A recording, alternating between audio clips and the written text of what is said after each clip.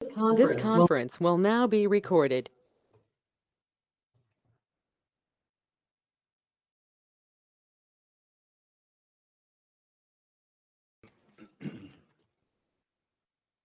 I want to say good evening to everybody. Thank you for coming out to real estate meeting, and looking forward to your participation. We're still waiting for a couple of the commissioners to join us, but I see Mr. Jackson is here, and somebody else up there. Commissioner Johnson. Mr. Johnson's there too. Went away. Okay. Good evening, Mr. Jackson. How are you? How are you, Mr. Chair? Good evening, Mr. Chair. How are you doing this evening? Doing fine. Busy day. As you and I know, we started out together. Absolutely, we did. Good evening, everyone. Yes. Okay, we're waiting for Mr. Johnson, also Bill Johnson.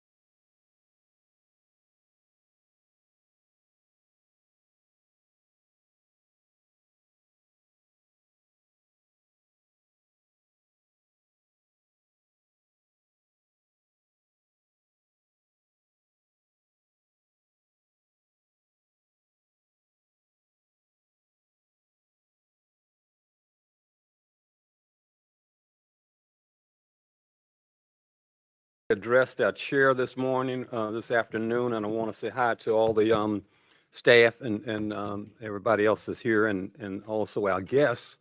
We're honored to have our guests with us this afternoon, and that's Miss Ray Elliott and her team, and also we have Edward. Okay, and he's with the city of Richmond. He was here at our last meeting, and can you speak into the mic? Put it on. Thank you. Hello again, Edward Richards. I am with the City of Richmond. I am the People Plan Program Manager, so I will be working with Gilpin residents throughout the redevelopment process. Thank you. Yeah, he's an integral part of the people plan for the a memorandum of understanding that we have with the city of Richmond.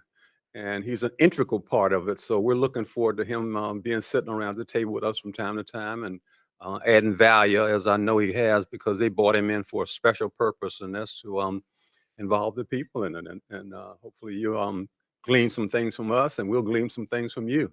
So, and we want to thank Ms. Brody for being here at this time. Ms. Brody has come, and also Ms. Pitchford. So Ms. Pitchford is here, commissioners. And we thank them for being here this afternoon too. So do we have a quorum at this point in time, Patrick? Yes, Chair Parker, you do have a quorum at this time, Okay, and we can move to approve the minutes once Chair. Commissioner Pitchford. okay, we'll wait for Commissioner Pitchford and then we'll approve the minutes at that point in time. Chair Parker, we have one more. I'd like to, most everyone know, our partner with the Health District. They are part of the CNI Mhm. planning group, and they were one of our major applicants along with the city under that planning grant. Great. So we're happy to have him with us. Introduce yourself. Get 'em.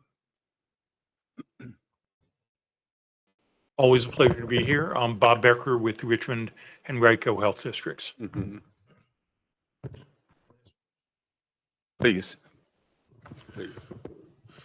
Bob, it's my understanding I was with the mayor's team as we are now meeting regularly. And I know Amy Povovich is now with the city, but they told me that now someone is permanently in that slot where Amy was. Is that you? Have you been given a promotion? I wish.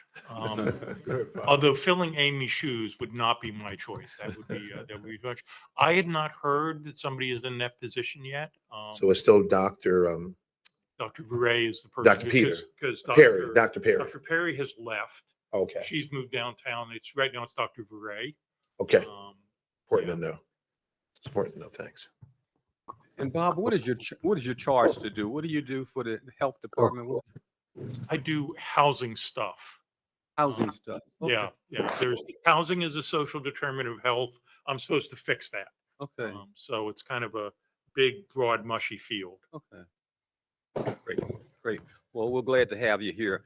And if we've had a moment to review the minutes at this point in time, we'll go ahead and get those, get a motion to approve the minutes from our last meeting. So moved, Mr. Chair. Thank you, Mr. Johnson. Good to see you. Thank Hear you. you. And hear you. Thank you. Yeah, there's a second from Commissioner Brody. Second from Commissioner Brody. Okay. We'll do a roll call vote for approval. Commissioner Parker, Yes. Commissioner Brody, Aye. Commissioner Johnson, All right. and Commissioner Pitchford. Aye. Guys have it. Meeting minutes are approved. I'm so excited about that strong eye from you, Commissioner Johnson. You keep it up. You keep it up, buddy. Are there any citizens comments at this point in time from anyone? Do we have any citizens comments? No citizens up? have signed up to speak. No one signed up. Okay, thank you. I don't have anything in particular to share other than the fact that I'm just excited about seeing some of the people around the table that are here. I really would like to start talking some more in our meetings about workforce development. We've been doing some of that in some of our meetings, and I know that we need to start talking about collaboration and teamwork and how do we work together, and then workforce development, and then job creation and success. So we're giving some keys to some people over there in Creighton, and these people are excited about moving into those houses over there, and our CEO is excited about giving them out. And but we need to make sure that we get people jobs also. So I'm really serious about that job thing. So I don't want to get too far ahead on one side or then the other part lags behind. We need to make sure that we're getting creation, that pool of people coming forward that have opportunities and jobs to move into these particular houses. So that's pretty much where I am. I'm sad, but I'm sorry, but that's where I am. You're looking at me like that. You're the people person, so I'm counting on you to help us with this. But without anything further to say, I'd just like to introduce Ray Elliott, Miss Elliott, and no kin to our commissioner here. Let's clear that up now. But Ray Elliott has a opportunity to talk to us about workforce development and job creation. She is a co-founder and executive director of Flip and Company. So please, you have the floor.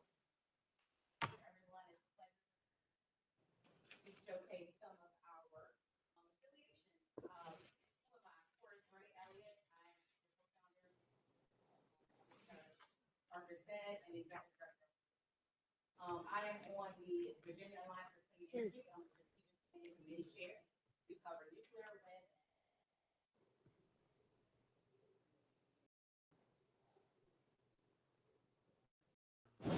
Perfect, thank you. Good thing I was sounding off a little bit. Thank you. Also on the Virginia Energy Efficiency Council, Probation and Parole Planning District 14 Reentry Council. I'm the Workforce Committee Co-Chair. I'm on Virginia Works Piedmont Workforce Board. I'm the WIOA Programs Committee Chair, and I'm also on the Community Climate Collaborative, or C3, which is an advocacy agency. Those first two are how we ensure or guarantee that we get people employed that we train. Those next two are the target populations that we pull from many times outside of the community. Next slide. So services, what do we offer? So we offer clean energy and skilled trades training covering solar, wind, nuclear, energy efficiency, electrical, HVAC, plumbing, and project management. We also offer apprenticeships as well as registered apprenticeship programs. Under that, we do related technical instruction. So operating like a community college, we have a learning management system that participants can access, as well as intermediary services. And what that means is we can stand up any apprenticeship program across the nation. We are authorized by U.S. Department of Labor, as well as Virginia Works, the SAA, which is in the state. We also are able to design apprenticeships for employers, help them manage the compliance, as well as implement those apprenticeships. We also do workforce development program design and administration. So we design custom programs for organizations such as Google, Old Dominion Electric Co-op, Mecklenburg Electric Co-op, and Microsoft. We also specialize in contractor development. We have a licensed contractor that holds an AES in the state, which is Alternative Energy Systems, the first Black female in the state of Virginia to hold that license. And what that means is they can install, design solar and wind. So think Hampton Roads region, offshore wind, as well as all the solar that you see being put in and installed, as well as maintaining and training our trainees for operations and maintenance. We also develop licensure and certification roadmaps. There are people that want to enter the workforce in the contractor realm, in the trades, as well as infrastructure industries that have no idea where to start. Virginia, the state, is notoriously known for having a complicated certification and licensure process. We streamline that based on customized evaluations for contractors or people that are looking to enter that workforce. Next slide. Next slide. So here are some of our flagship programs. The FACER program. This was a 5-year program that I designed that U.S. Department of Labor 100% funded. It is a 3-week paid internship designed to focus on safety, solar, electrical, and building electrification. As you can see, we showcase robust supportive services as well as comprehensive wraparound provider activities. We are a direct delivery service organization, meaning that we can train as a training provider. We're an eligible training provider with the state. So any state agency can help fund those programs as well. But we also deliver rapid delivery of supportive services. Within 72 hours of a participant needing supportive services, they will receive it. There is not a barrier to access to services. We also have employer placement direct with our employer partners that have signed agreements with us. And within 12 months, we have follow-up. The CREED project, Climate Resilient Energy Education for the Disadvantaged. This is another program that I created. Initially, I created it for Albemarle County. Now it has flourished, and we use it at Henrico County Jail East, Piedmont Regional Jail, and more recently, we just closed out that project July 17th with the City of Richmond Office of Sustainability. We ran 2 cohorts this year with that office.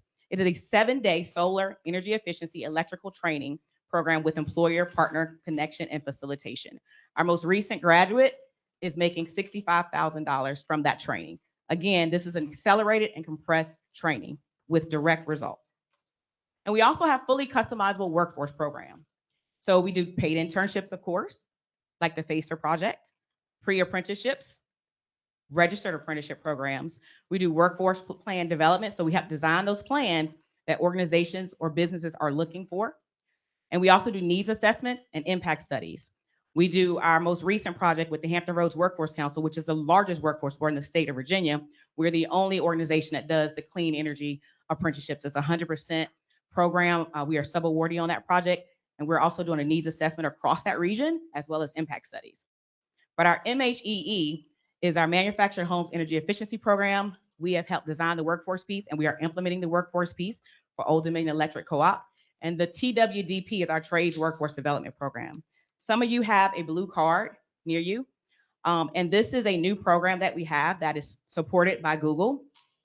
And what that means is this is how we can ensure that on-the-job training programs are funded and registered apprenticeship programs are funded, as well as contractor development for people seeking to get in the workforce or to beef up their workforce and upskill their workforce.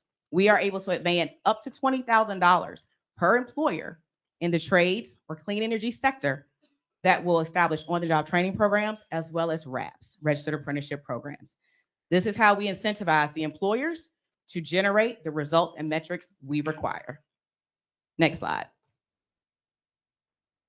So with all that said, what are the funding options or possibilities? This is how we braid funding, leverage funding, and creatively think about funding. Richmond Redevelopment and Housing Authority, you all can fund the projects. So anything you want us to design or customize, we can do. But we can also lean on the Richmond Office of Sustainability. We can look at Virginia Works Capital Region, as we are, once again, an eligible training provider.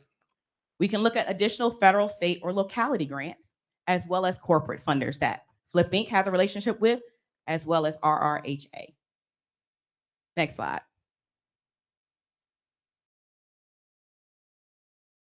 So what is the problem that we are solving for? We believe that building people builds communities, but we also believe in solving for the system, not the silo. So we're attacking the workforce system gaps where they exist. Misalignment, barriers to entry. There are barriers on entry, but there are also retention challenges once a participant or trainee gets a position. And also, what does that career progression look like? That is where Flip Inc. steps in and designs these programs.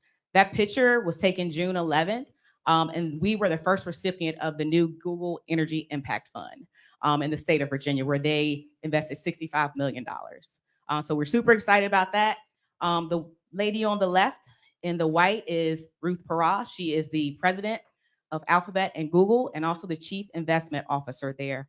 Of course, there is Governor Spanberger and Speaker of the House, Don Scott. We have a good relationship with the state, as well as multiple corporate funders, of course. Next slide. So what does our solution look like? Intentional utilization of untapped workforces with built-in supports and a true holistic approach. We have validation of knowledge with upper mobility potential. We meet full inclusion metrics. We have industry recognized quality training, which is portable and stackable.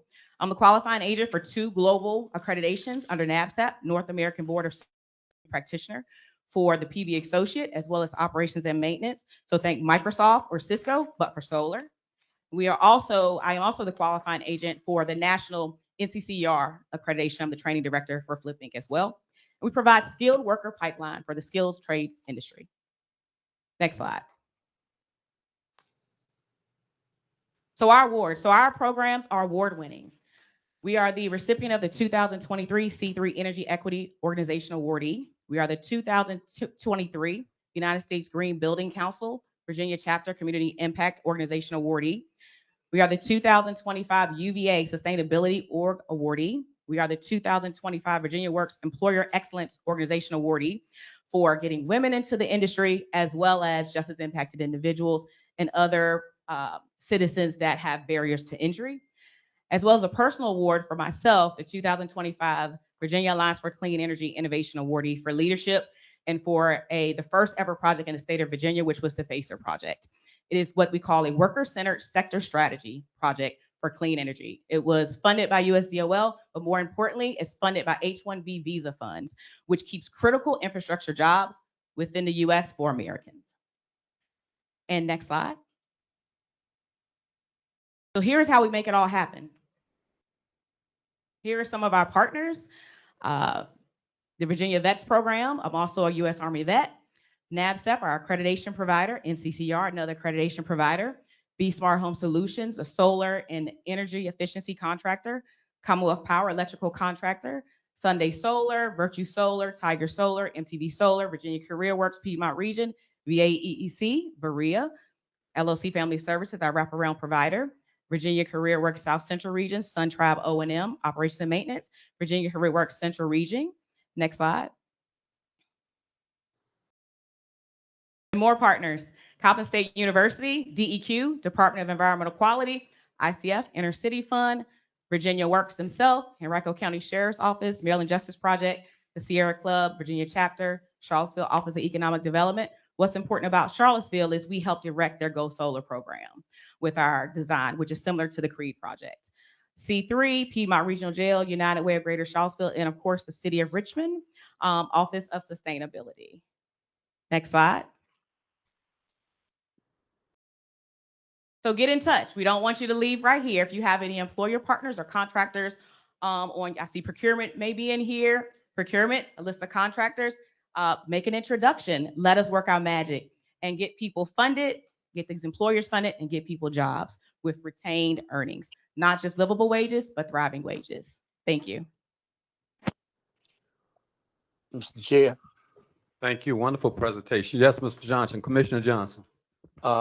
She answered my question, which was going to be talking to the city of Richmond, because Mr. Mohammed, he is heading up offender aid and restoration. So I'm trying to resurrect and make sure we are participating in that, because many of our young men are challenged as far as finding work and qualifying for it. And at $65,000, I might roll this wheelchair on down there myself. What? And so she answered my question. Thank you. Yes, sir. I'd also add, we don't stop there. We had a more recent negotiation where I served as the intermediary for a former participant in our cohort 1 of our FACER project. And I go with these funds on this trade workforce development, I'm able to help advance those funds for that salary to get that gentleman in a registered apprenticeship in the electrical one at $30 an hour. So those are the things that I'm coming to the table with to negotiate on behalf of trainees, of participants in our programs, and for the employer. So I'll always advocate for the employer. I have a background with DOD, senior contract official for construction, as well as a hydropower background with United States Army Corps of Engineers. So these are the ways that we got people employed, got people trained up, and upskilled by the community members. Well, it's outstanding hearing all of that and knowing that you're out there. But Mr. Mohammed down there with the city, with our sheriff, is working on that program. So thank you very much, and I appreciate it. Yes, I have a couple of questions too, Ms. Elliott, while you're still at the podium. The picture you have where the awards are, where is that picture taken? Where in the basketball court there? That was Henrico County Jail East with Sheriff Elisa Gregory. Okay. And so many of those have gone through your program and graduating? Yes. So that was the first cohort we did, was last year. We ran a third one, just finished end of June, July 2nd, they graduated. But that picture you're specifically talking about, 14 out of the 15 are certified with the NABCEP PV Associate credential. So again, that is a portable and stackable credential. So we can train them here like we did. They can work in Oregon or Egypt. It is globally accepted and industry recognized. So you said there are 14 that have been certified out of that program? Correct. Wow. That's good. Now, are they, when they come out, they have jobs waiting on them? So we're actually working on that with Sheriff Gregory now. That is our next phase. Some of them have contacted us. We've gotten 2 people jobs, but it's upon them to then go and say, let me contact Flip Inc. Those funds, I can tell you how that was paid for out of canteen funds. So it's at cost. So there is no additional supportive services involved. So it's upon the actual participant to contact us. And if we have means, or we have an employee that we know that is saying, hey, we're looking for participants, we need some more workers. Do you have anybody waiting or looking for a job? Sure, we'll send them to you, and we'll help connect them for resources at that point as well. Okay, and the other page where you have get in touch, and there's a picture there, where is that taken? Let's see, which one is that? That's Is the that, last- oh, that's in Dillon. That's our most recent cohort. We ran May, so May 8th graduation. And I think who's pictured there is the Chief Energy Officer for the state of Virginia, Josephus Allman, in the center beside me. And so that was taken at the Dillon Community Center. So we run the FACER project at our home office. We have our own training building as there. So old gas station we repurposed. So it's the irony there that it's not an operating gas station, but we're running energy efficiency and clean energy training. Wonderful, very creative. I'm glad to see you doing the things that you're doing and saying the things that you're saying. Anybody else? I'm sorry, Commissioner Pitchford, please. Yes, I just thank you. The question I would like to ask you, and I am very happy and appreciative that you're here. I wanted to know the skill sets that one applicant would need before even thinking about being a part of your program. So what's amazing about our program is we don't have to adhere to the standards of learning, or SOL, as a community college or a state school. We're able to pivot based on our intake forms that we get from participants. We can find out, do they have more hands-on knowledge? We can address that then, and we can pivot some of our curriculum as well. So to answer your question more directly, mind, body, and commitment. That's what I ask for. Amen. Any other questions? Yes, please. Edward. So I'll echo, great presentation, great information. I would love if you could just expand a little bit on your work with the Office of Sustainability. I'm a little biased because I'm new to the city of Richmond, Okay. so I didn't even know that was even the office, Yeah. for one. And then two, I'm just being honest. And then Safe two, space. I also wanted to just understand some of those, a little bit of the dynamics. I know you can't go into it in incredible depth, but just get a basic understanding of what happened there. So there was a neighborhood climate resilience grant that was offered back in 2024. We applied for it and we were a recipient of that grant, doing the only one doing workforce and clean energy. And so I designed that program to do 2 cohorts. Little delay in receive the money as there was a new administrative officer that came in. So we just got the funding October 2025, so a year later. And so we began executing. The design was already there, it was scheduled already there. We kept in constant contact with the Office of Sustainability, so we have a great relationship with them. They're very pleased with the outcomes and the metrics of the project. And so now we are in conversation with trying to get additional funding to proceed further with the CREED RVA project is what we called it, to kind of extend that and make that a main staple if possible. Yes. Mr. Chair, if I may. Yes, please. Right. So, Ms. Elliott, thank you, thank you, thank you. As you know, you presented to my team and me separately, and we are very, very excited about adding you onto a roster of those who are going to offer workforce development and job training. I dare say that you probably have a bit more secret sauce than others, but there are many. I should first off by saying that, in fairness, our current division of resident services here at RRHA, we currently provide job training and workforce services, Commissioner Parker and the other commissioners. We currently do that now. We do that through a number of do that through a number of partners, and one of the organizations that I know is close to a lot of folks' heart, including Commissioner Johnson, that is J. Sharp Reynolds. So I was saying we currently provide job training under the leadership of Ralph Stuckey, Wanda, and the team. We do that now. What we are seeking to do is, as we know that as we move forward with the redevelopment of our sites, there will be a greater need for more job training. And also what's as important, because I've done this before in other cities, is that when you finish the job training, you got to make sure there's a job on the other side. The last thing we're going to do is provide job training and there's no job on the other side. And so one of the things that we've been doing as part of our partnership with Mayor Avula and the team, and we're meeting regularly now. We're going to have standard meetings. What we want to do is model something that, like, not exactly, but with the Chicago Housing Authority has. What do they have? They have a job resource, work development, job training center. What does that mean? There's a site.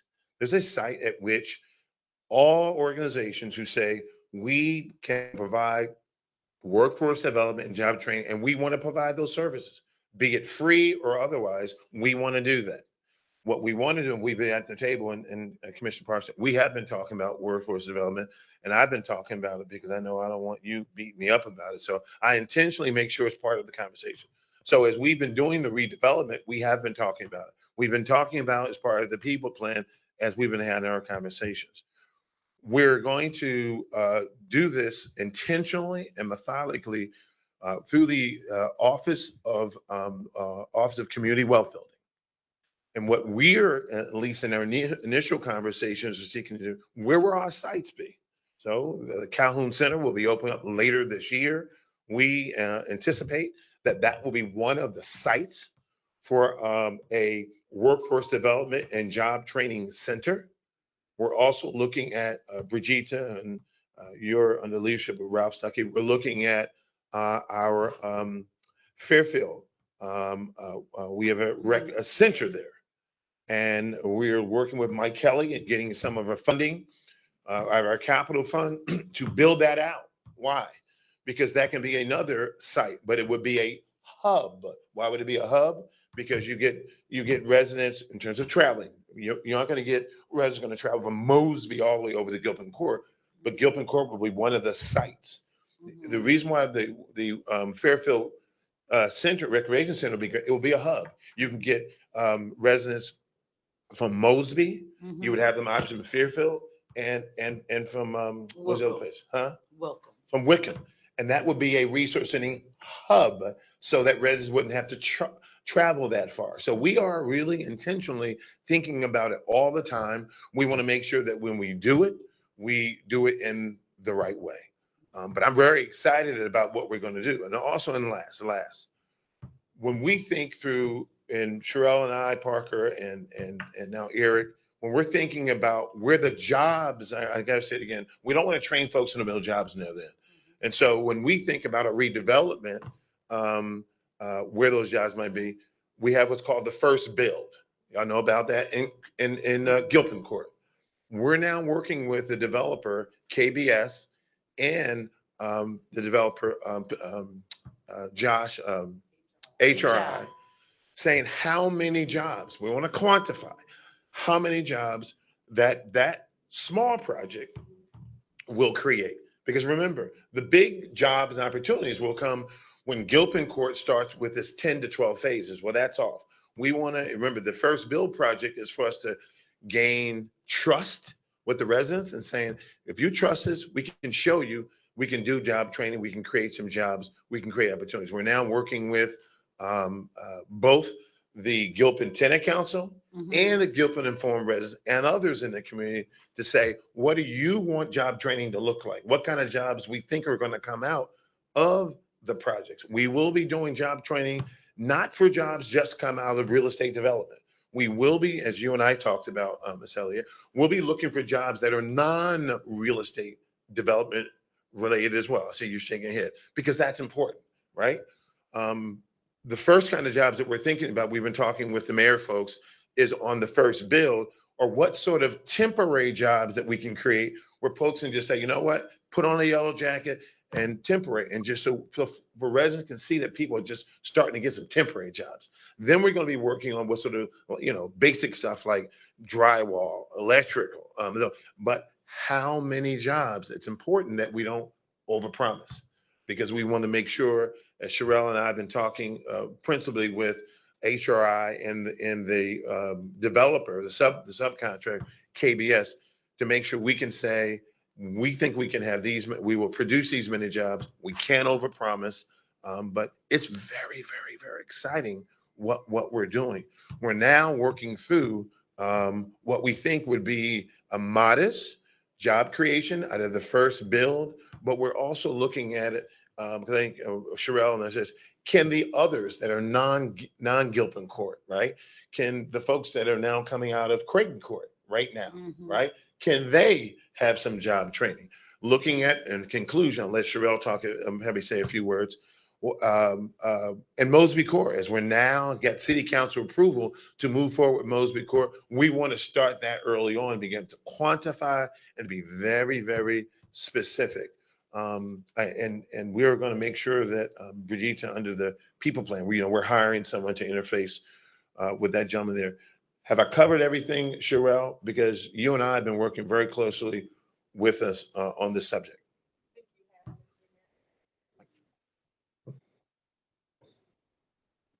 I think you have, Mr. Nesmith, and we'll be working to bring back what those numbers are for the bill first, as you say, noting that that's this initial, because that's a small project. I do want to say to you, is it Edward? Is it Edward? Tell me your name again.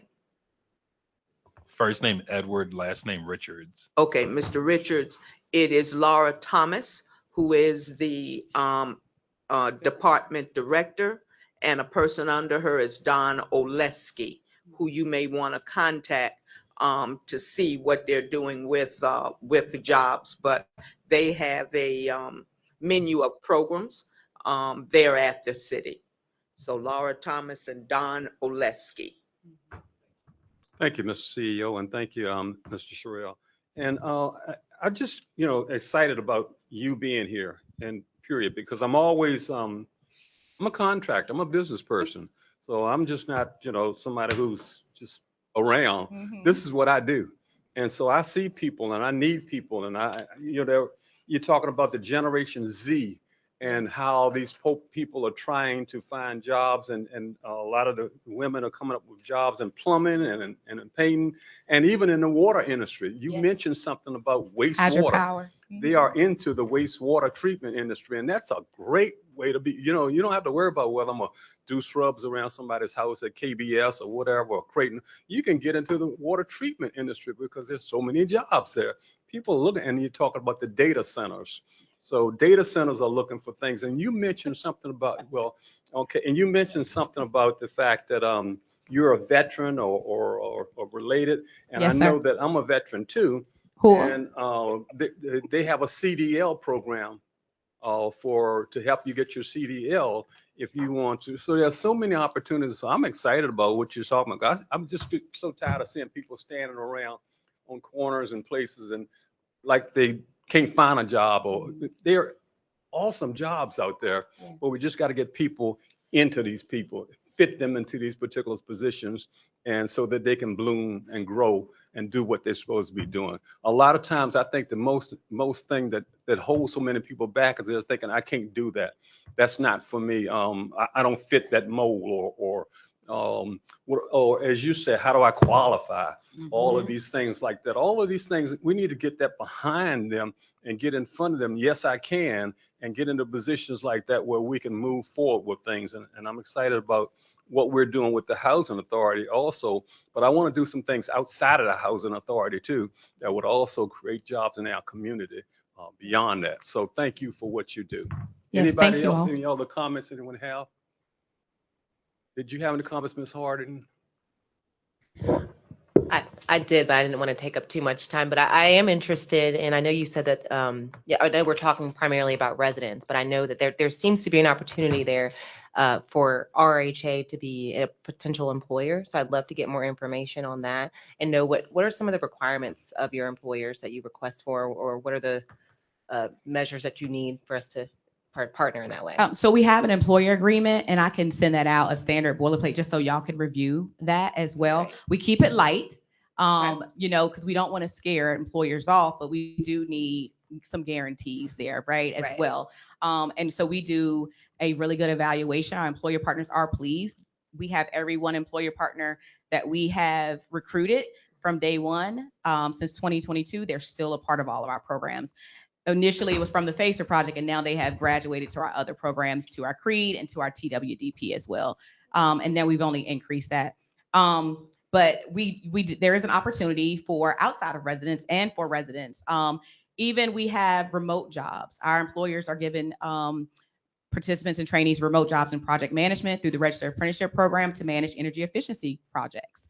Making calls to homeowners, executing that, energy auditors, something that is not talked about enough, which is a total industry for untapped workforces. Right. They're making $450 to $750 an hour doing an energy audit. It takes about 45 minutes to an hour to do an energy audit in a home. Okay. And so, and he's nodding his head, VDH is nodding his head. That's exactly what happens. And so we can train somebody up to get these certifications, which we train for BPI, Building Performance Institute. They can get their BSP and their Building Analyst Technician certification in as little as 6 months or less. And in that time they're training, they're in a registered apprenticeship program, and we can get them to their BAP, their Building Analyst Professional, within 12 months. And then they are working the whole time. This is the type of opportunity that is out there for people. And you provide services to graduates of your program once they are placed with an employer, like check-in services or follow up. So certain programs afford that based on the amount of funding that is available. Mhm. All the programs don't allow that, especially like our 7-day one. Okay. We were able to do limited amount of follow-up on the CREED RVA project. So we had to only run 2 cohorts to kind of minimize, but also minimize the funding issue, but maximize the impact as well. Great. Yeah, I would love to get any information that you have to share. Okay, I will send that way. Thank you. I noticed in your package also, you say there's paid internships. So that's Correct. important to the people, I mean, getting paid while you're in the internship, so that's just a great thing. So I just see a lot of good things that can happen with this Yes. package here. I'm just glad that Commissioner Elliott mentioned you to us, and that you've had an opportunity to visit us and talk about this, because I think that's where we all need to be talking. We talk real estate in here, but we also need to be talking jobs too. Yes. And how do we get folks jobs? So All thank right. you so much. For anyone else have any comments? If not, I'd like to show you something at this Okay. point in time. All right. And Yeah. remember the blue cards, everyone. We want Yes. as many contractors and subcontractors to sign up, be interested in this so we can advance funding and get some people. Patrick, can we show Al?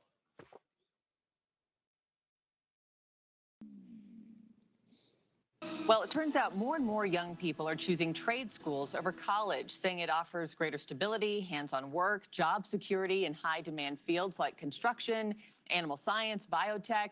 And our very own Xavier Walton visited one of the top vocational high schools in the country, Worcester Technical High School. Hey, Xavier, good morning to you. Is this trend building momentum, and what more are you learning there in Massachusetts? Marky, good morning. Yeah, certainly building momentum, and I'm learning that I probably should have went to trade school.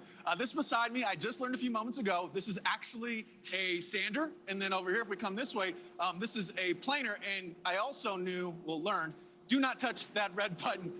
But here's the thing, this is one of the first things, we're gonna come on, we're gonna get a little closer, but this is one of the first things that the kids here actually built, this home. And yes, that's why Gen Z is now being dubbed Tool Belt Generation. Massachusetts has one of the top vocational high school systems in the country.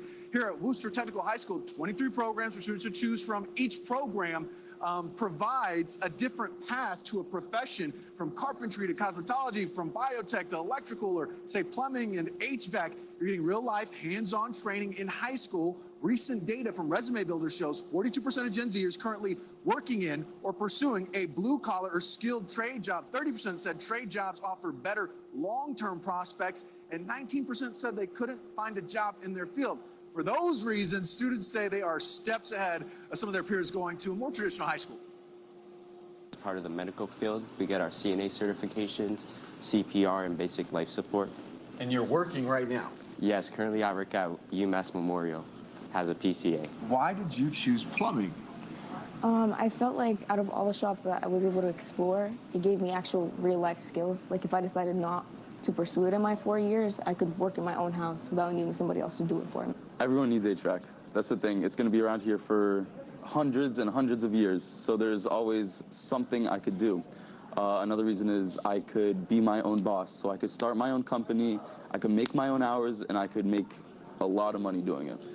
The principal says that roughly 20 to 30% of the students that go here, like these students right here, actually transition from school directly into the workforce. These students just showing up to class. One caveat, though, being some students have to go to post-secondary school, especially those working in, say, the medical field. Marky, another thing, there's a wait list. At this school in particular here at Worcester Tech, there's a wait list of about 1,000 students just to get into the school, and it starts obviously in 9th grade. Yeah, it's popular. You know, and that student you were talking to about HVAC, obviously it seems like job security is top of mind for him. How do students choose which field they want to go into? Marky, that's a great question. I think that kid is a junior. He's probably 16 or 17, and he already knows what he wants to do.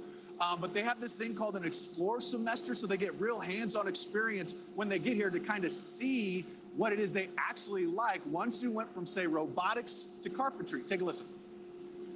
One of mine was carpentry. It's a lot of hands-on stuff, and I realized I like to get my hands dirty. Yeah, kind of like why we're in a bathroom. Why we're in a bathroom. Talk about this work, because I know you guys are still working on the bathroom, right? Yeah, no, so we come in and we fix the vandalism throughout the bathrooms, and soap dispensers get ripped off the walls. Well, even the stall, you were saying before, it wasn't even here. You guys literally had to build and put in. Yeah, doors were off the walls. We came in, this entire stall, all new, put in by the carpentry team. So think about that. Something breaks. You don't have to wait for maintenance to come and fix it. You literally call I mean, students like here, carpentry, where we are this morning, they could easily pop upstairs and fix the bathroom stalls. They're going to save the world, no doubt about it. Xavier Walton, fascinating. Thanks so much for that live report. 1 second, it's a pipe dream. Thanks for sharing. I appreciate that. I just want to share that segment and the segment that you brought to the table today. And I just think everything was positive, and what our CEO is doing here too. So I think we're all moving in the right direction. That's it.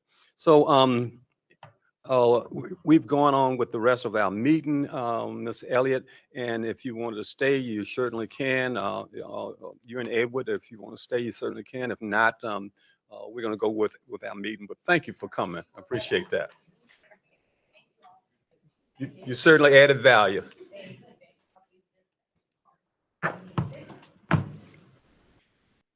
I'm turn the meeting over to our CEO, Steve, at this point in time. Nesmith. Thank you, Mr. Chair. The next item on our agenda are real estate updates. We will start with Gilpin Court, and more specifically, our first build project that I referred to earlier today. It is a very exciting project. Again, as I said earlier, it's an opportunity for RRHA and the city, because we're a partner with the city on this, to show our residents that we can do it right. What is it? That we can identify what jobs that might be created out of this project. I'm gonna have Cheryl Hampton tell you a little bit about the project itself in a moment. It's an opportunity for us to get resident engaged and a say on the design of it, how it's built, etc. But it's our first opportunity before we start with the 10 to 12 phases, official phases of the redevelopment of Gilpin. This is a small project that gives an opportunity to build trust with the residents. And I think the residents are excited as well. We've had a lot of engagement with residents at the church, lots of places. And I think there is excitement among the Gilpin residents and the advocates and their leaders. I'm gonna turn it to Sherelle to talk a little bit about how many units are gonna be built there. We got some voting going on. I saw Sherelle today with some folks had, I gotta make a joke. Some folks had voted already, and I said, they put it in box. Some people are voting electronically with their phone. And so I went by Sherelle's office today, and I'm like, I said, you got a box in there, and folks have already voted. So I said, should we have security in here? Make sure you're not stuffing the boxes with ballots, And so Sherelle's got some exciting things to say about the voting and also the design itself. And before Ms. Sherelle goes forward, in my reading of the minutes that she has here, she does a wonderful job of this. But one thing I just saw that jumped out is she says everything in blue is the new stuff, and the red stuff is what is from the past, and then we follow up with there. Is that right? Well, not quite, sir. The blue stuff is new. The red is just stuff that I want you to note. Right. That may be a correction or something of that nature. I think you do a wonderful job of that. Please go ahead. Thank you. Well, all of you have the report. I'm not going to say a lot, but the Bill First project number 1, because there are 2 of them. Bill First number 1 will be 56 units. HRI and Mr. Josh Collin are intricately involved. They are with us in our meetings with the city as well as our meetings with residents. And so you will see we had several meetings in the month of June and earlier in July. And so they were here last on June 30th. And we met at the Greater Mount Moriah Baptist Church, and we met with residents, and the voting is going along. We're tabulating now. The board will get an update at the board meeting coming up, and we'll put out something as well. But residents had about 3 to 4 different ways that they could vote. One was the box on site. Another, they could do it by QR code. And then a third, they could call in to the information line and leave that their choice on that. They are voting between a traditional and modern. Right now, the modern is leading. So we'll finalize the count when we go through all of the calls. But that's about what I have on the Bill First project. Number one. That's Fay Tower.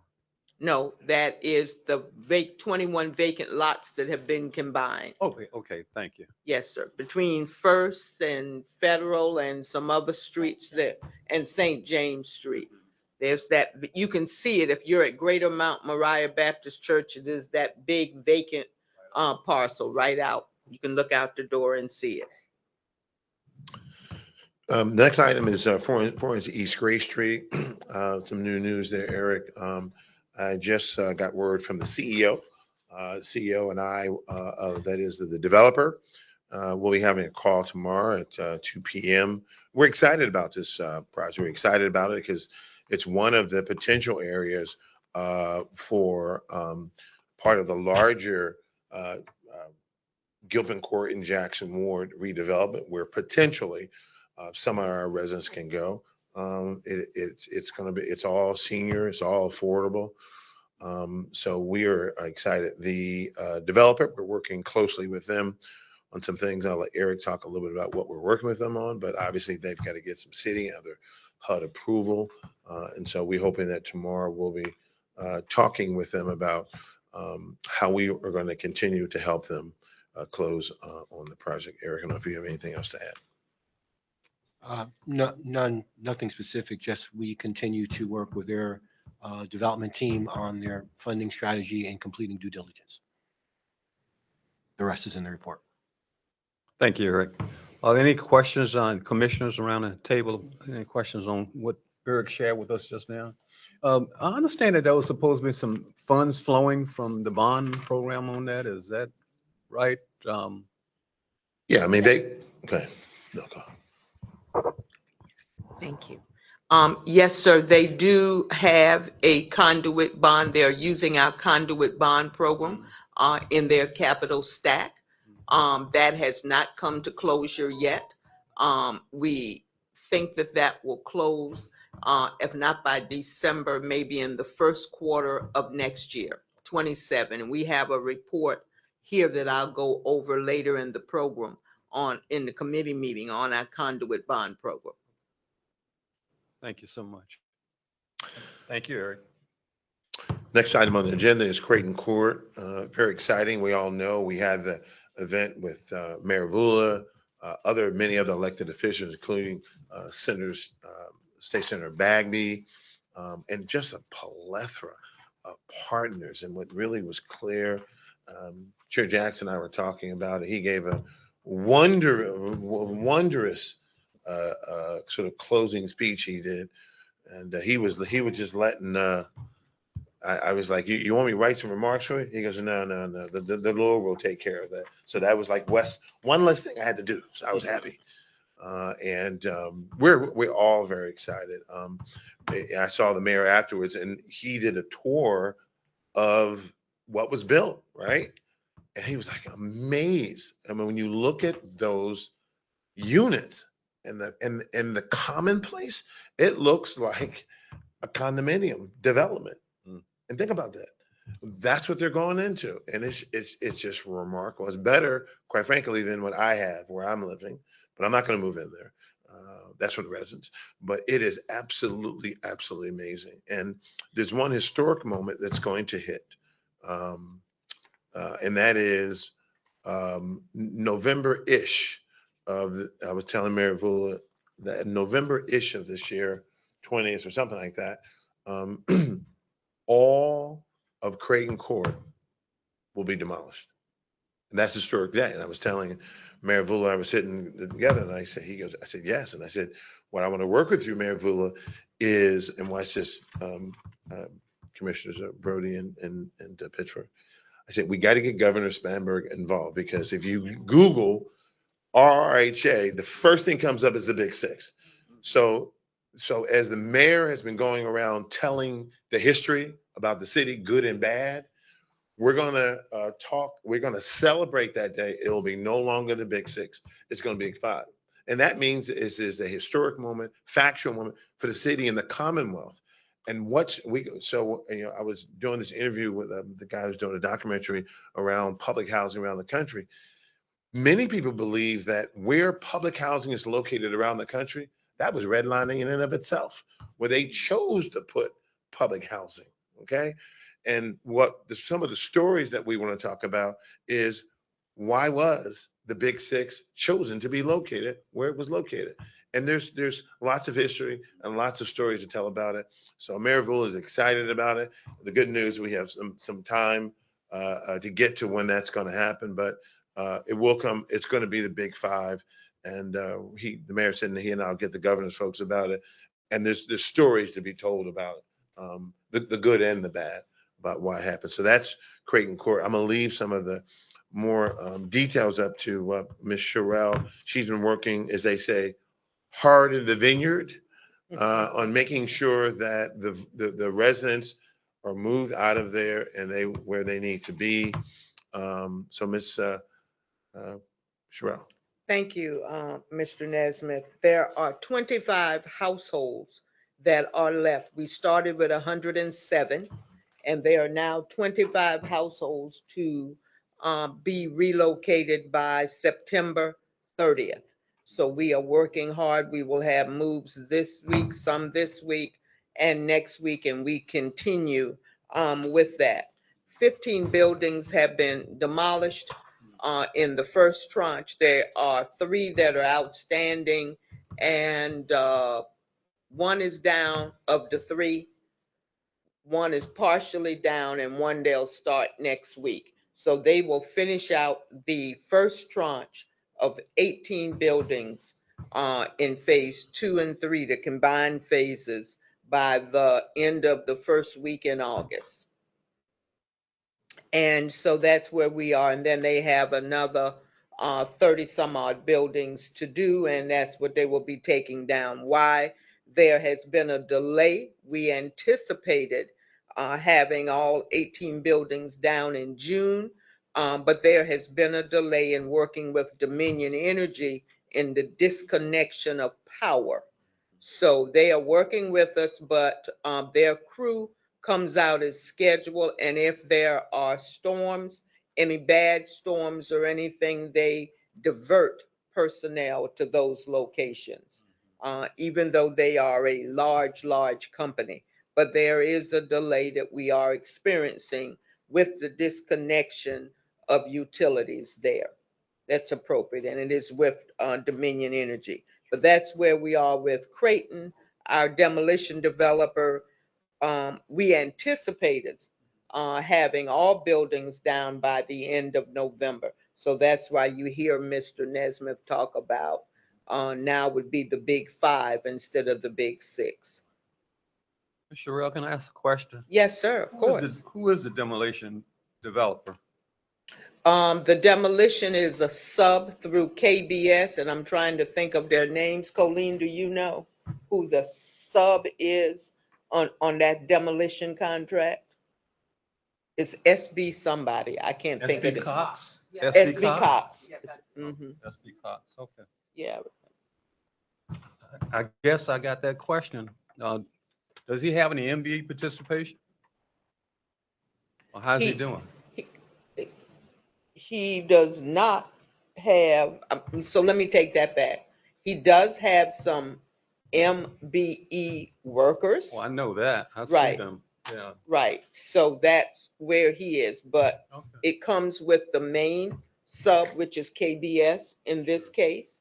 So that's what that is. But he does have minority workers. Yeah, I know that. I know SB Cox Construction Company. I was just wondering if he had a plan that he presents to us. He should have a plan. It would be Well, appropriate. we do have a plan for KBS, and Right. they are meeting and they turn those reports in. KBS does. That's yes. a lot of work that he does, and that's a lot of money being made. So I would think that somehow that money, well, anyway, let's talk about compliance at some point in time about how can we make sure that we keep some of the money in the community. Because I think SB Cox does a lot of work, and he's probably going to be working with on the next project also with KBS. So we would, at some point in time, I would think that we need to have him with some type of plan of his own too. You know, I'm certainly open to working with procurement and our rules and policies around the Section 3 MBE, WBE, Right. and report back. I thank you for that. I appreciate that, Ms. Cheryl. And also, Colleen, I appreciate you helping with that process. But I think he'll be cooperative too. I do know SB Cox, and I do know that if they're asked, they will perform, because I've seen them do it in the past. But if you don't ask, you don't get it.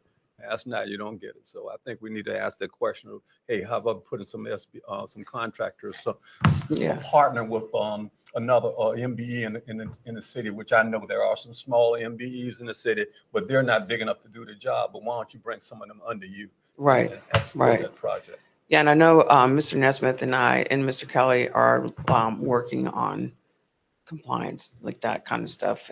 You know, how we can dig a little deeper into these vendors and work with them to get them to be compliant and all that. Well, you know what I mean? Just try and help beef up our MBE and WBE business participation.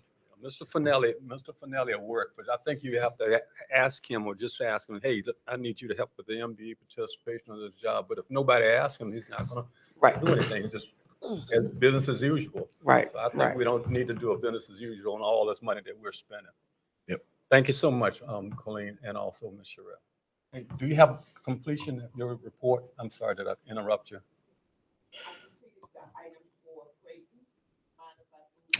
No, I just want to make one quick comment. So the way it works with a general contractor, they have to, before they're awarded, they have to submit a plan. The way it works is that of all subcontractors, they're held to the commitments the general contractor makes. So those commitments flow down to those subcontractors. What we have said is what Colleen has done. I convened a meeting about a week ago and said that we know that the contractors are meeting their requirements. Colleen gives the reports, and we see where we not only meet, but we exceed our requirements, this board's requirements for Section 3 minority women and women-owned businesses. What we're now trying to do is around compliance, working with our chief compliance officer, with Denise, is looking a little deeper. What's that? So when you see the reports, and we meet our standards, but that can be skewed in a way. So let's say the big guys are meeting their standards, and those are the numbers you see. But if some of the mid-sized folks, they may not be meeting their numbers, but you may not see it in the report because the overall numbers are so big. They lift everyone up. And so we've just been thinking through that. And that has led us to say that we are going to be much more focused on our compliance. We do it now with Davis-Bacon. We have to do that, and we have to do it per HUD on Section 3. But we're going to be doing a deeper dive on the compliance. Thank you so much for that. I've been in this business for over 40 years, almost 30-something years, and I've seen the smoke and mirrors that they do. And we don't need to let them pull it on us. I mean, if we're going to step up, then we really need to step up. Let's not just step up and then let them slide right on through. If we're going to step up, then let's just step up and make it happen. I think you'll be proud of in the city. We are doing the best. Ain't no doubt. I know right now.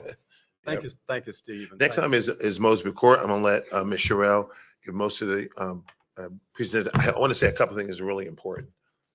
Mosby Court South, that development, most people talk about because it's a historic nature of the Gilpin Court redevelopment because of the original Harlem of the South and what it means to the business community, what it means to the Black community, et cetera, et cetera. Mosby Court is on a faster trajectory than Gilpin Court. It always had. When our Chair Jackson was chair of the real estate committee, I remember him coming to me 2 years ago and said, Mr. Nestor, we haven't heard much about Mosby Court. I said, yeah, it's trucking along. It's trucking along. But we hadn't brought it, and he noticed it. But I said, it's trucking along. But it's actually, in terms of the redevelopment, it's ahead of Gilpin Court. Ms. Sherrill is going to tell you a little bit about that. We're looking to, in the fall sometime, looking for if we can bring enough information to President Newbill. She'll be asking Mayor Vula to agree to a letter of support for us to take that Section 18 application to HUD and DC. Y'all remember that when we did that on Gilpin, it didn't work. So we believe it's going to work now because City Council just unanimously voted us to move forward on it. And so we're really excited about it. And I want to take a moment to thank Commissioner Brody and her role and others and the RTO and the Mosby Resident Tenant Council for signing off. And you were there, thanks for being there, on signing off on something that's really important. And that is the Residents' Bill of Rights that says that they can come back. We now have that signed. Chair Jackson signed it. He has to sign it. I signed it. RTO signed it. The leaders of the Mosby Tenant Council signed it. And just recently, President Newbill signed it, and Mayor Avula just signed it. And now that's a big, big, big milestone.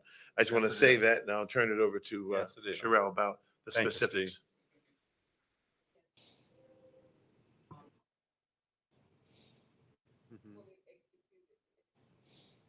Yes. Just on Friday of last week. So we have contacted the tenant council, working with Miss Leandra to find a way in August that we can present that to them with an authentic, with fully executed document. We will also be updating the residents and will invite the RTO to share in that update. We continue to work with the developer, which is the Richmond Group, TRG. TRG and we met today to talk about events that will be held in August with our residents. So I'll be sharing more information with everyone on that. The plan that is anticipated is to bring the Section 18 application to our board in November for submission in December. There are two caveats to that. One is the completion of the environmental assessment, and within that environmental assessment is the agreement, MOA, that based on the location of the project has to be signed with the state's preservation office. So we're working with the city to get all of those mandates in place so that we can bring a draft. Will come first to this committee and then on to the full board, depending on the action taken by this committee. So submission is anticipated in December to HUD for the Section 18 demo dispo application for phase 1, because this is a 3-phase project. 106 units out there. They're going to build back 400 and approximately 70 units. So this is the first phase for the demo dispo. We hope that HUD would, we anticipate getting a response from them come April, getting tenant protection vouchers in May or June, and then starting that. But we continue to meet with the residents every month or every 90 days. We have notified them. They understand what that meeting cadence is until redevelopment, couple of months, 6 months before it starts. We'll be educating, working with them on how being in good standing. We've had 2 events for residents to help them stay in good standing. One of those, and what does lease compliance mean? We'll be adding that to it, but right now, good standing, we're looking at paying your rent and paying your rent on time, and we will be doing similar activities in Gilpin, Chair Parker and members of the committee. But we have started that. We have also assisted residents working with a local nonprofit, Southside Community Development and Housing Corp. And they have provided assistance under the mayor's eviction diversion program for residents that may be behind and need some assistance at this time. We will continue those as long as they are willing to work with us. But that's where Mosby Court is. We do not believe that relocation would start until late 2027, somewhere in that last quarter. So thank you. Ms. Sherrill, do you Yes, sir. anticipate Steve, do you anticipate any problems with the Section 18 this time bringing it forth? I to don't us? think so, outside of those two, and they're equally related, completing the environmental assessment with the Historic Preservation State Office and that MOU. But we continue to work with them, the developer and the city all have to work on that, and that's what we're working with them. So those are the two things that's a little troubling now that may delay and push it to the first quarter. So, but we're hoping we can overcome those hurdles between August and September, and we'll keep you updated through our regular monthly report. Only thing I would add is that there's a lot of crazy people in DC right now, so we've got to submit the application to DC. So there's some crazy people there, so we'll Thank be you both. working with that. I appreciate you sharing that. I know that it's been thoroughly vetted by your staff, and we'd like to move it right through this committee here onto the full board. And so we'll move it out of here to the full board without any problem. So just bring it on, and we'll be done with it. Thank you so much. The next item on the agenda is Fay Towers. We're going to let Eric Johnson talk about that. That's a project within Gilpin Jacksonwood footprint that we've given to input in his portfolio.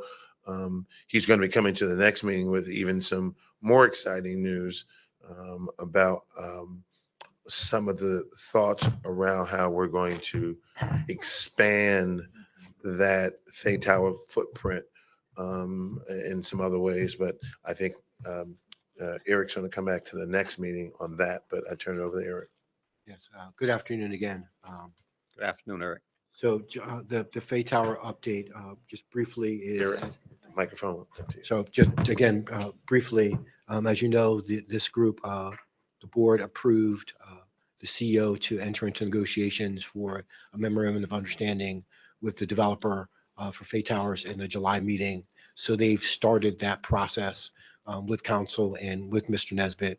And then also they've begun their due diligence on the site.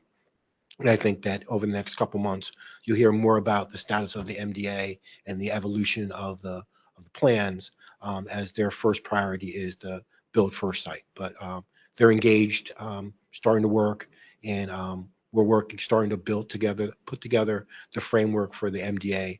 And over the next 2 months, we'll be coming back to talk about what that framework of the plan looks like. I'm gonna let Eric come to our next real estate meeting and talk about how that may be what's called build second, and then there's gonna be build third. But that'll be the next meeting, and I'll let Eric report on that. Thank you, Eric. Thank you. The next item I think is incredibly exciting. I think we got the right man on the job on this one, Chair Jackson and all the board members. And that is something called opportunity zones. I want Eric first to explain what opportunity zones are and what Governor Steinberg has asked county leaders and mayors in the Commonwealth to do, and then what that request ultimately is going to go to the U.S. Treasury and HUD. But it's exciting. I think we got the right guy on it. He's put up actually a really serious presentation around empowerment zone, and something that he's a little smarter than me around potentially creating what's called a fund. It sounds fancy, but I'll let Eric try to decipher it a little bit. First, what is an opportunity zone? So first, there's a brief summary that's in your packet. So obviously can defer to that. But earlier this year, the Congress made the opportunity zone designations permanent. What the opportunity is, zones are predicated on low-income census tract or distressed census tract that majority of the individuals, 70% or more are below the poverty line. And so it was a tool that was created to provide tax enhanced benefits to investors to put capital into disenfranchised markets. The designation lasts for 10 years, and we are at the beginning of a new 10-year cycle under the permanent program that's been established through the U.S. Treasury. As part of this process, every 10 years, the governor makes a series of designations for census tracts. There are 152 of those designations in the state of Virginia, and the city of Richmond feels like they're going to have between 8 and 15 eligible census tracts for them to apply for. So we were part of a group with EDA and the Office of Housing and Community Development. We recommended 8 census tracts that were predominantly where our public housing sites were located, and also where we had some surplus property ownership there. The governor will make a determination this fall, submit it to the U.S. Treasury, and then by December, the Treasury will affirm those designations, and with the new zones going into effect in January. Under Mr. Nesbitt's leadership, what we have proposed is that the RRHA or through the RDC act as a co-convener with the city and EDA, with the idea that we might take our collective pipeline and try and create an opportunity zone fund where we will work with try to attract private capital to invest in a pipeline of projects that will be done not just at our properties, but throughout the city. And that would also be not just an investment tool to support our redevelopment efforts, but it also would be a fee generating tool for the RDC to try and create non-federal revenue for the agency. This is very exciting, Chair. I know that Chair Eddie Jackson and I have talked about it, and he's excited about it as I am. And our chair doesn't get as excited as I do about too many things, but I'm always excited, and I hope you are excited about the opportunities. Opportunity zones have been around for a while. I haven't heard too much about discussion about them in Richmond, but they've been around for a while, and you see a lot of people up in Northern Virginia taking advantage of them in projects like that. So I'm glad to see they're here. Are there any particular areas that right now you see they might be looking at in particular? So I obviously we're interested in the census tract where the Gilpin site is located, which is just adjacent to Jackson Ward. We're also interested in the next one up is one where VUU is, and then the city and RRHA share an interest in the census tract where the Hillside development is. So those are some of our core places, and also both Creighton and Mosby courts would be eligible areas under the current designation. And just the point that I think is important is that because it's been made permanent with some additional reporting requirements, there's a renewed interest in the Opportunity Zone 2.0, because up until this point, it was a temporary program. So certain investors didn't want to invest in it because they weren't sure how the sunset would happen concerning their investment. So now that the program has become permanent, there's a larger investor class that is beginning to take interest in the development. But there has been significant investment in Richmond, and also proposed investment where private individuals are investing in multifamily or warehouse conversion, and then taking the advantage of that tax status to do it. It's just historically has not been as public, but I think the Opportunity Zone 2.0, Congress has tried to make the process and the reporting a little bit more transparent than it was in its prior versions.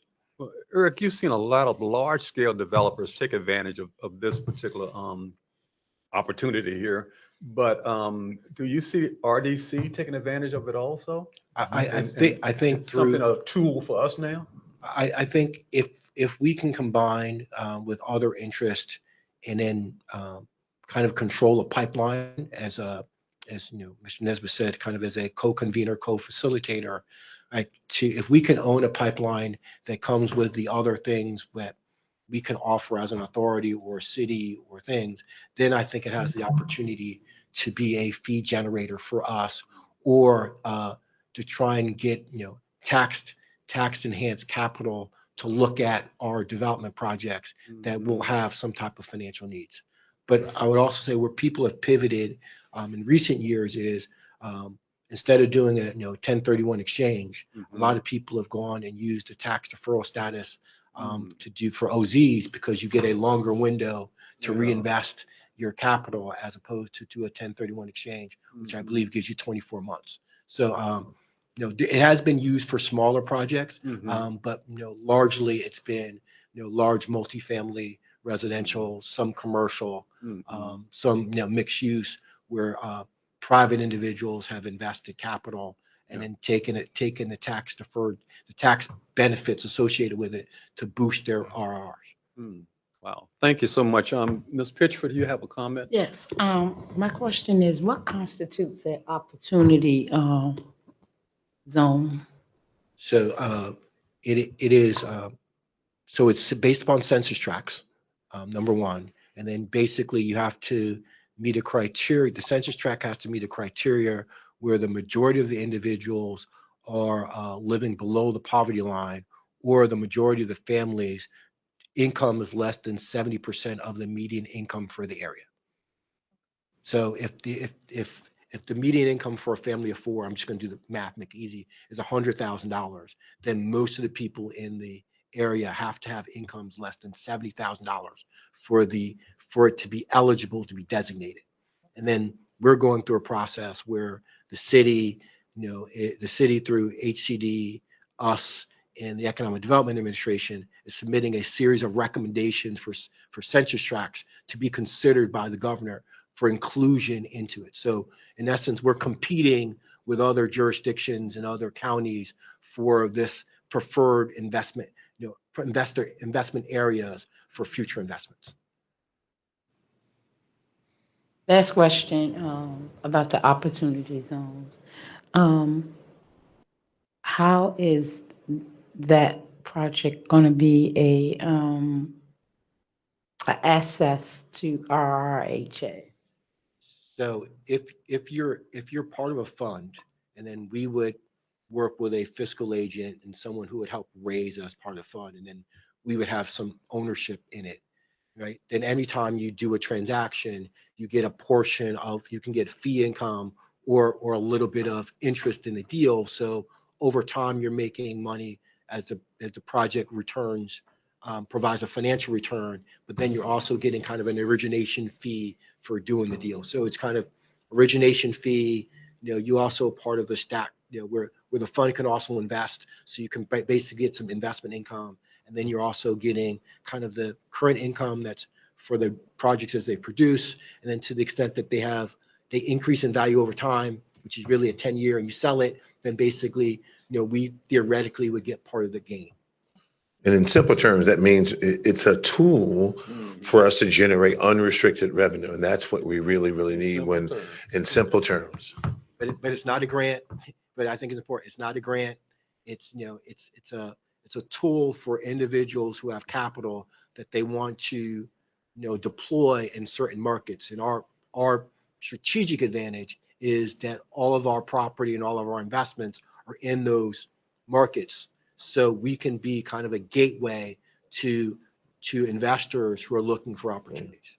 But as she said, what's the benefit? Again, it's unrestricted revenue. So that we can then say, what can we, other dollars that we can do for our residents when HUD is reducing those revenue. That's the bottom line. Thank you. Go to the next item, and that is another exciting, and I have to say exciting, is that an update on our tax conduit bond program.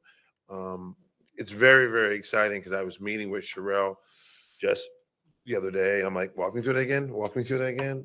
What is that number? And then here's the big number at the bottom. We've made major reforms to our tax conduit bond program. Again, another tool to do what? Generate unrestricted revenue when HUD is given few and fair. And we've made lots of reforms. So, Ms. Sherelle. Thank you, Mr. Nesmith. There is a sheet in your packet that talks about the bond program. There were 9 applications brought. One was withdrawn, as you saw, and another is just on hold. They're going to split their project, and that second one will be coming back in 27. From that, we always take an application fee. So all projects, whether they withdraw or go on hold or are approved or are denied, they pay an application fee. And that's the 40,000 that we've raised to date. You also have the other way we generate unrestricted revenue is through the closing proceeds, the proceeds we receive at closing. We've received 214,375 in closing proceeds. And then, so when you add the 214 and the 40,000, you get 254,375 is what we've gotten from those category of funds. We have 4 remaining deals that have not closed. We are expecting one of those deals to close by September 30th. That will gain us another $60,000 in proceeds, closing proceeds. And then the remaining 3 deals are expected to close in FY27. And as they close, that will bring in a roughly 242,625 for us. I do want to report that on last evening, City Council approved the Bacon Senior project. It will now move to work to the state for review and consideration for funding for what we call bond volume cap. So that's in that closing projects there. That project was not that project was not approved when the report went out, but it is now approved, and it will add to that 242,000 that would come in 27. There are 20 open bond deals right now. We receive a third category of funding, and that is the annual administrative proceeds that we receive. So to date, from those 20 open bond deals, we've received 292,692.28. And so when you add everything together, that's $547,000 from the application fee, the closing proceeds, and the annual admin fee. Would give you a total of the 547,067. And then you have others, because we only invoice and receive funds based on their anniversary date of the bond closing. So we will have some additional funds coming in 27 and some before 27. So we will update you as of September 30th again for your next meeting in September. So it looks like we can go to Jimmy John's now, huh? Yes, sir. That's right. That's right. I really want Bill Johnson, Commissioner Johnson, Yes, and have a few words from my chair if he's still available. This is what I talked about. Remember when I was a finalist, and as you know, almost 4 years now. September will be my 4th year here. When I was a finalist as a CEO, I talked a lot about the RDC. I talked a lot about the tax conduit bond program. I talked a lot about what could potentially happen around us issuing what's called an affordable housing bond in the future if we got our financials in order. I talked a lot about it. We are actually doing it. We're not the same housing authority, okay, Commissioner Pitcher, when you all looked at me when 4 years ago. We're not the same housing authority. We have evolved. Our business model is continuing to evolve. And I was talking with Miss Angela Fountain and her team today about how we're going to be putting out a new message, right, about how we're not the same housing authority. When Chair Jackson spoke at Creighton Court, when the keys hanging out, he actually talked about that. we're different RRHA. And that is in a reflection of the Board of Commissioners. Because you all said, when I said this 4 years ago, we want you to do it. We want to hold you to it. And, Commissioner Brody, we're doing it. Commissioner Brody was talking to me today. Love her voice. Love what she's doing. We're not the same in terms of what we're doing around turning units and what we're doing. The fact that we get our butts out there and do a clean sweep because we know Commissioner Brody's right there. We ain't perfect, but we're not the same public housing authority. And so Chair Jackson was saying that at the Creighton event. And so we're going to make sure our messaging reflects that we're doing different things. When we go there and we're sending 16 public housing residents off to colleges, we're not the same public housing authority. When we've got a Fortune 500 company, Dominion Energy, there giving those big trunks of suitcase, we're not the same housing authority. And so I was telling Angela, again, Angela Fountain, her team, we're going to then fashion a new message so that people know we're not the same housing authority and that we're changing our business model as we begin to reposition our public housing assets, knock them down, and become a different housing authority. But I would love to hear from Bill Johnson, because he gave my case, and Eddie. Chair Jackson talked a lot about the Creighton Accord. I don't know if they want to say a few words. Yes. Thank you, Stephen. I appreciate it. And you're absolutely right. We are not the same housing authority, nor do we expect to be. When we brought you on, we were in a lot of trouble. We had a lot internal problems and external problems, and those things were being addressed. Not only did we have to get our organization together, but we had to get the direction of where we wanted to go, and then we had to put together the apparatus to help us get there. And I can say very proudly that we have done a tremendous job with your leadership and with the board members' leadership, the expertise that the board members bring to the table to make sure we are successful for our residents, for our young people, for our seniors, and for the building and residential community of this city.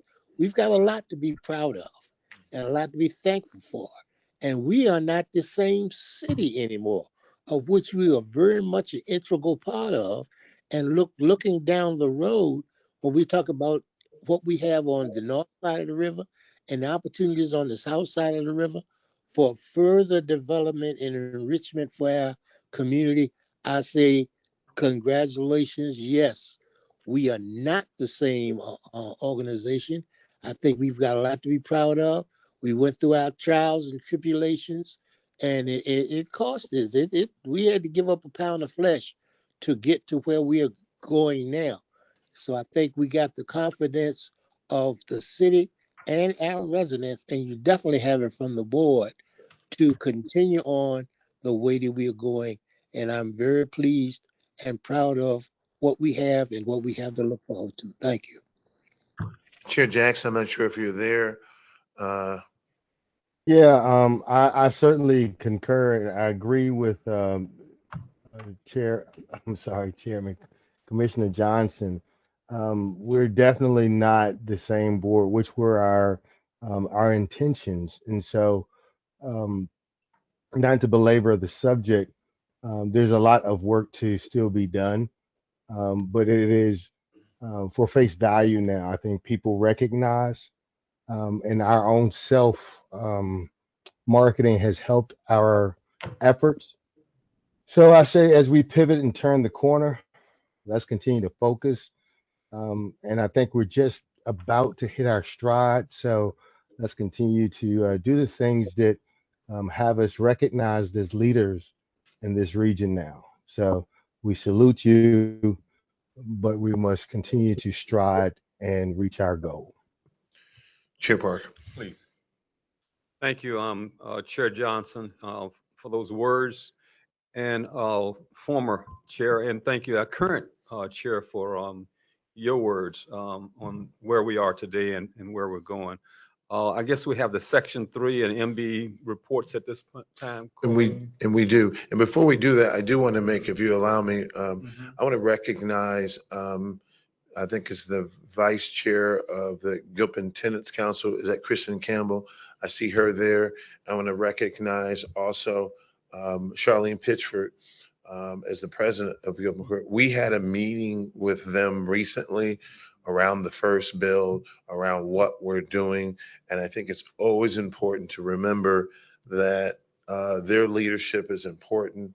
And they're they're two of many in the Gilpin Tenant Council. And so I just want to recognize you as president of Gilpin Court and Kristen as the VP. We had a really productive meeting with them, with the developer a week ago. They asked really good questions. And I really appreciate both of your leadership.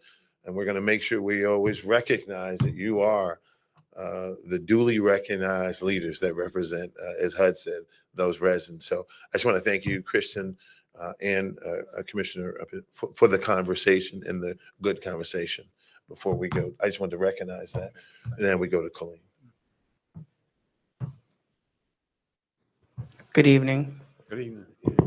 I'm going to have to admit that I just put this report together during the meeting because I was unprepared.